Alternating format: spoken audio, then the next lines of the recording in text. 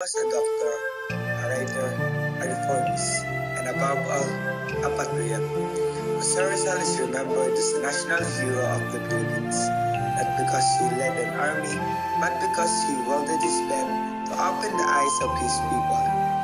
Through his writings, he exposed the abuses of Spanish colonizers and inspired a generation to fight for freedom. But behind the brilliance and bravery was a man who paid the ultimate price for love of country. In this presentation, we look into the final chapter of his life, his exile in the Pitan, his unjust trial, and his martyrdom in Bagong Bayan.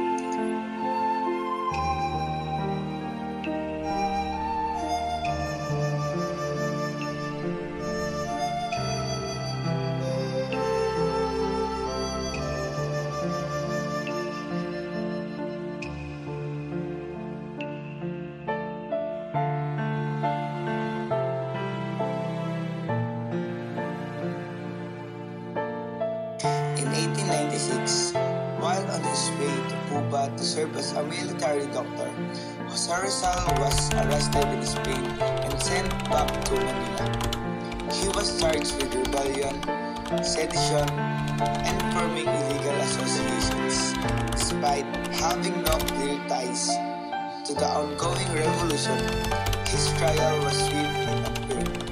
With the verdict already decided, Rizal firmly defended himself, insisting he supported peaceful reforms, not violence. But the Spanish authorities had made up their minds. He was found guilty and sentenced to death. In 1896,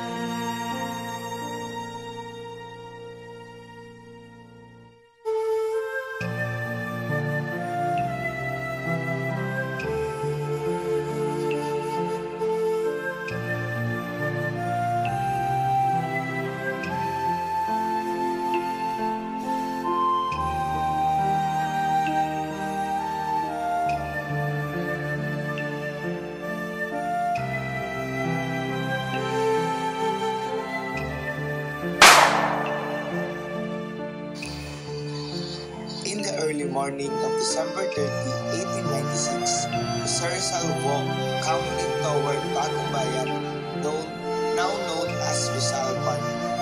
The night before, he wrote his final poem, Mi Ultimo Adios, a farewell to his family, his country, and his dream of freedom.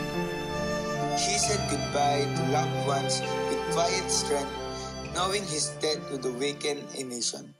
At 7:03 a.m., he faced the paring sweat. As he fell, he turned to face the sky, his final act to defiance and hope. The bullet ended his life, but not his legacy. His death lit the fire of a revolution. Jose Rizal's death did not silence the call for freedom. It amplified it. His martyrdom awakened the Filipino spirit. Fueling the revolution he once hoped could be avoided through peaceful reform.